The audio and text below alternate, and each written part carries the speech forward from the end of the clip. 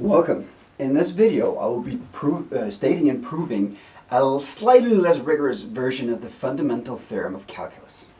And what it says in simple terms is that the derivative and integral are somehow inverse processes. All right?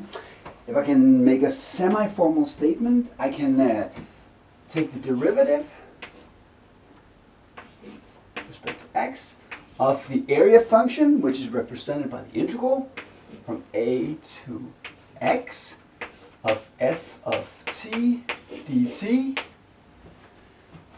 So I take the derivative of the integral, and what I get back from this is actually just the function itself.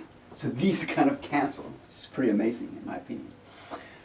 The second statement is that, that if I take the integral first and then I take the derivative, I get something else. So if I take the integral here from a to x, and then I take the derivative,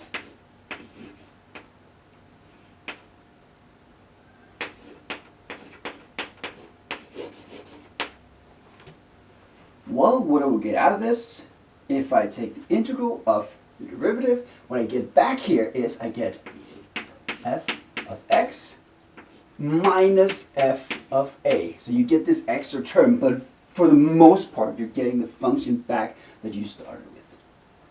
That is completely amazing. So often this is actually stated in terms of the antiderivative and the function itself, and it's maybe more robust because you can actually do this with functions that are not differentiable, but they are integrable, and you just need to find a antiderivative, and this will still work. But yeah, you can just you can write this as antiderivatives, and it's pretty much the same statement. All right, to do this, I will need two lemmas, and I'll be using two different colors. This is in purple because this is such an amazing result, so it gets the royal colors. But the two lemmas that are basically the core of the proof, we're going to get the two constituent colors, the blue and red. All right, the two lemmas are referred to as mean value theorems.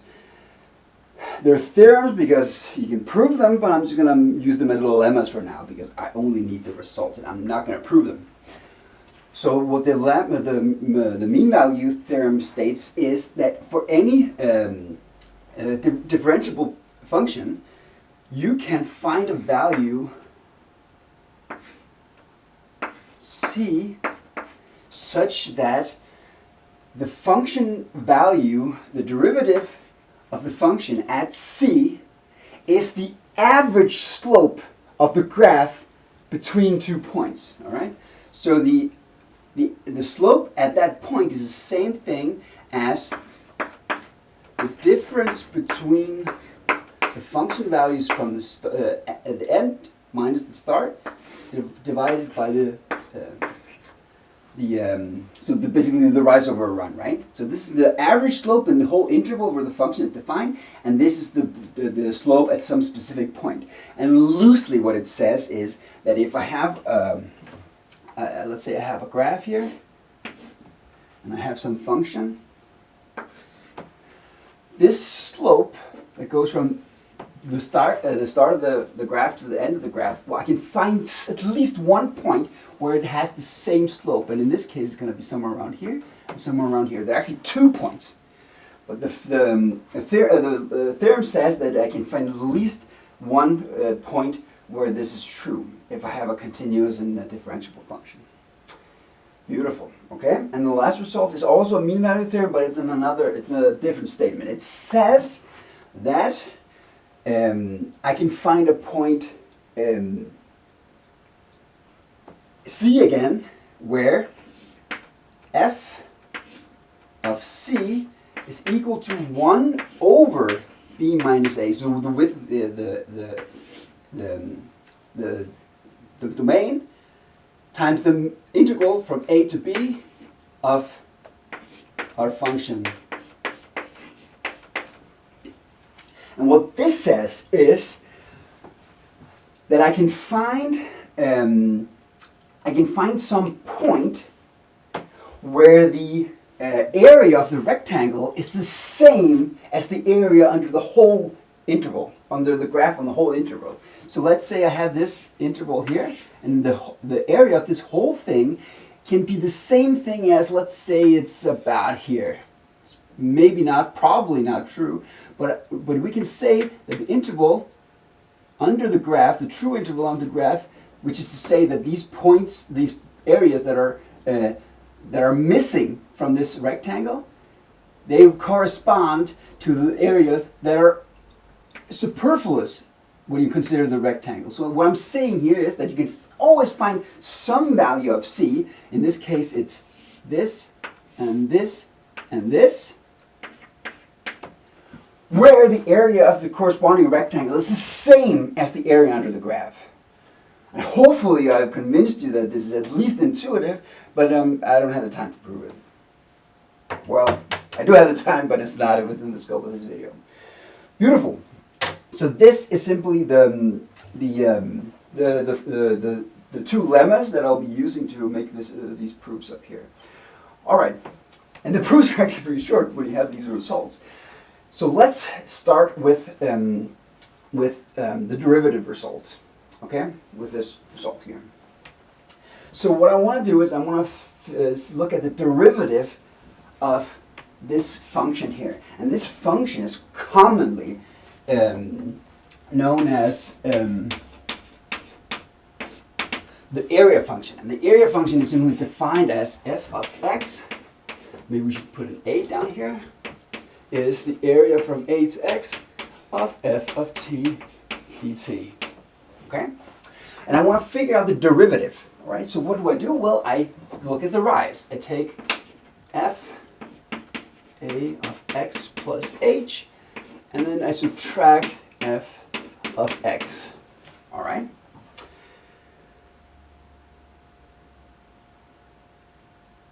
Yeah. Beautiful. Okay. Let's write out what this is. This is the integral from a to x plus h of f of t dt. And then I subtract the same integral from a to x of f of t dt. So I have this two integrals with the same function, where the only difference is the range of the limits. All right. So this limit, this interval here, shares everything that it totally includes this interval here. So when we subtract these, the only thing that's left, the only area that's not considered in this, is actually the area of the graph from the interval x to x plus h. So we can subtract everything from a to x. So what we end up with is this. All right. And now we can use this beautiful result from over here. We can use the red lemma there, and I can use this red color to indicate that. Okay, and I can write this as, if I multiply by this denominator on the other side, I can write this as x, the upper, so x minus plus h minus x. Then I have to multiply by this integral here. Oh, sorry, not the integral, but the f at this value c. All right? And a small condition on c, maybe not unsurprising, is that it has to be in this interval. It has to be the value between a and b. All right? So it has to be between x and x plus h. But what happens is, if we continue writing this, x minus x cancel. So this is just at h of f of c. All right? So I have that f of a x plus h minus f of a x is equal to h times f of c, which means that f a of x plus h minus f a of x divided by h, which is our difference quotient, at least that's what they say in the Danish school system, of f of c. All right? Okay, so now let's take the limit as h goes to 0. Well, this just goes to f of x if it exists. Oh, sorry. F a of x if it exists. And this, well, what happens to f of c? Well, f of c is in the interval from x to x plus h. So what happens to c? It gets squished into f of x. So what we've shown here, slightly non-rigorously, is that the derivative of the area function, boom, is equal to f. That wasn't that bad. At least when you have these mean value theorems. All right. If you need to look through this again or have any questions, you can leave it below. But now you can pause it also. But now I'm going to do the second part. All right. The second part is also pretty beautiful. A totally different method of proof, but pretty nice. So what we do here is we actually start with the left-hand side. We start with the left-hand side. This is going to be nice. Yeah, cool. So we start with the left-hand side, and we write this as, we start with this left-hand side. We start with that. That's fine. So we take f of x minus f of a. So what we do here, we take the definition of the integral was to subdivide it into these intervals. We'll do the same exact thing here. We take f of x, and then we subtract f of x n. All right. So we've taken this interval here and subdivided it into n intervals.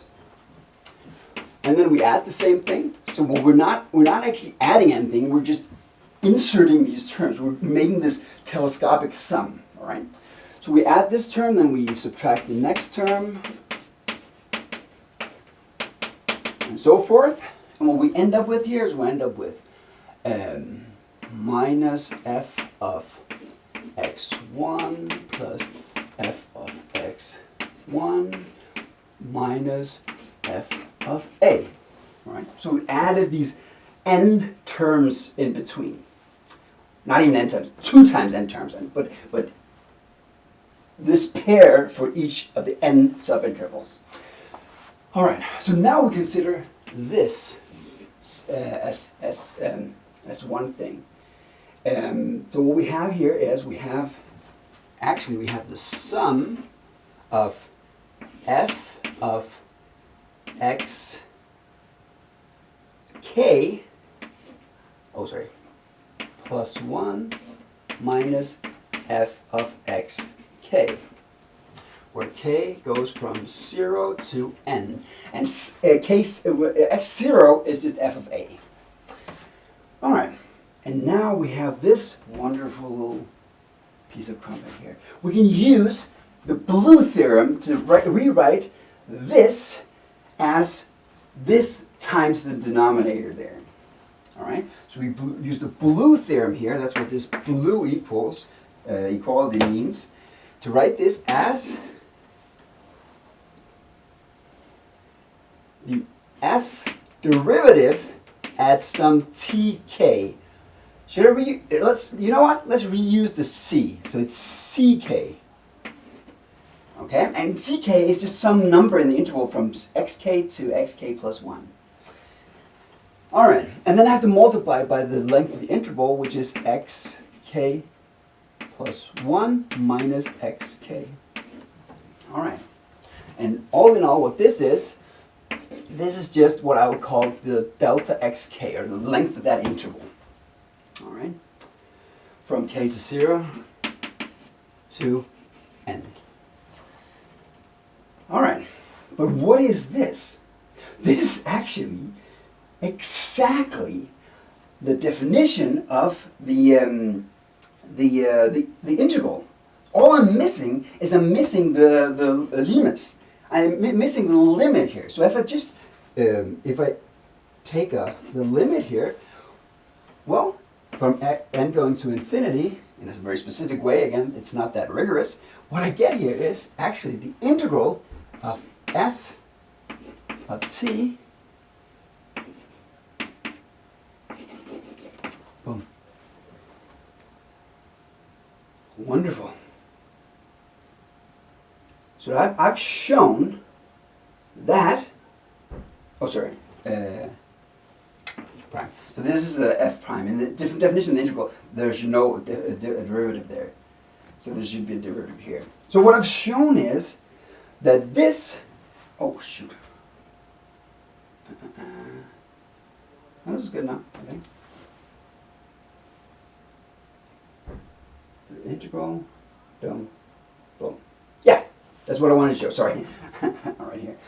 So this is exactly the same as the statement in the second part of the fundamental theorem of calculus. But I have a limit here. The problem with this limit is all these are equalities. Every single thing here is an equality. This only varies with x. It doesn't vary with n.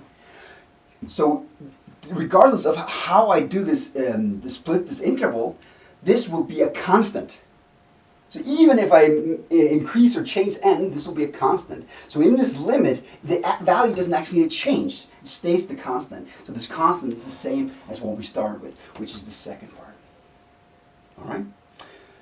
I hope it made sense. If not, you can just pause it and look through it at your own pace. But that's it. Wasn't it wonderful? If you have any questions or comments, leave them below.